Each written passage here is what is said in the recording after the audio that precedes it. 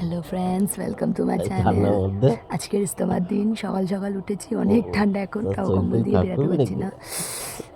উঠেছি বলতে আদিয়ান বেরিয়ে এখন বাইরে ঘুরছে, আর আমি শুয়ে শুয়ে ওঠার ভাবনা করছি। তারপরে এবার উঠবো, করবো, করে করবো সবাই করে একসঙ্গে আমরা আজকের খালাদের বাড়িতে গিয়ে দোয়া করবো। মোজাটা পরো না বাবা, মোজা নেই কেন? মগরাহাটে এত কুয়াশা সকাল সকাল, আধ 1 ঘন্টা তো আমার উঠতে উঠতেই লেগে গেল। এত ঠান্ডা, কি করবো বুঝতে পারছি না। ঠান্ডাতে সকাল সকাল আমরা বেরিয়ে পড়লাম। আমরা ভিতরের রাস্তা দিয়ে যাবো, কারণ মেন রোডে ছেলেদের অনেক ভিড়।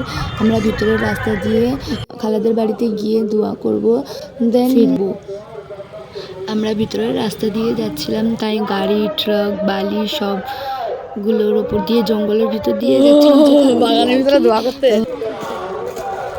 পাড়ার ভিতরের রাস্তা, আমরা সেই রাস্তা দিয়ে যাচ্ছি। এই পুকুরটা পুরো মার্কেটের যে পুকুরটা, সেই পুকুরটার মতো দেখতে লাগছে। কোথায় গেলি তোরা? জঙ্গল দিয়ে যাচ্ছি আমরা। এত ভিড় মেন রোডে, জঙ্গলের ভিতর দিয়ে আসতে সামলে খাই মার্কাচি পুকুরের যাওয়ার মতো তো আমাদের আজকের মেয়েদের কোনোভাবেই সম্ভব না। তো আমরা ভিতর দিয়ে যাচ্ছি। ওই ধারে দেখতে পাচ্ছেন সবাই ওযু করছে, ছেলেরা সব এদিকে ওদিকে বসছে, মানে আর কি বয়স্ক লোকেরা যারা তারা তো মার্কাজ পর্যন্ত যেতে পারে না, তারা ওই পাড়ার আশেপাশেই মাদুর পেতে পেতে বসে।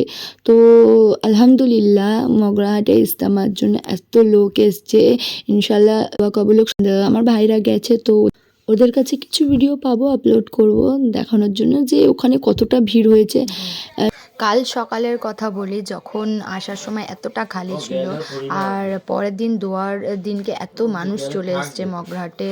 দেখতে দৃশ্যটা এমনটাই ছিল, যার জন্য ট্রেন দাঁড়িয়ে যাচ্ছে।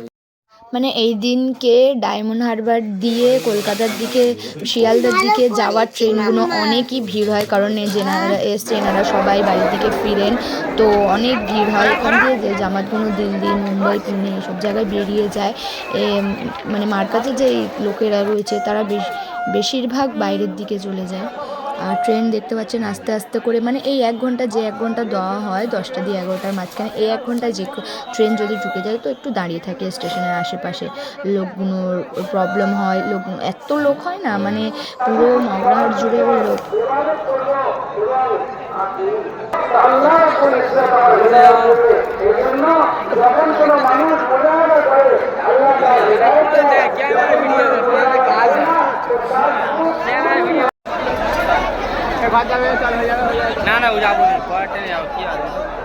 দেখতেই পাচ্ছেন ট্রেনে কতটা ভিড় হয়েছে, এই সময় স্টেশনটাতে যাওয়া ইম্পসিবল।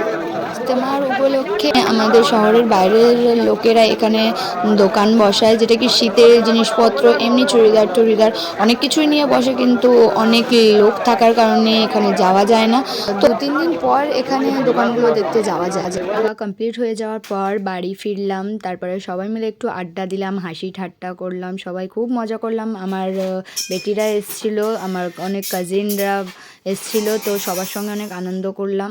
অনেক দিন পর সবাই একসঙ্গে দেখা হলো মায়ের বাড়িতে। মগরাহাটে এমনিতে আসা হয় না, অনেক কম হয়ে গেছে এখন আসা। এখন একসঙ্গে সবাই মিলে অনেক মজা করলাম, অনেক ভালো লাগলো। একটা রিলেটিভের শরীর খারাপ হয়ে গেছিলো, তো আমরা সেখানে গিয়েই বসেছিলাম, অর্ধেক দিনই ওখানে পেরিয়ে গেল। রাতে বাইকে করে বাড়ি ফিরলাম। Thanks for watching this video.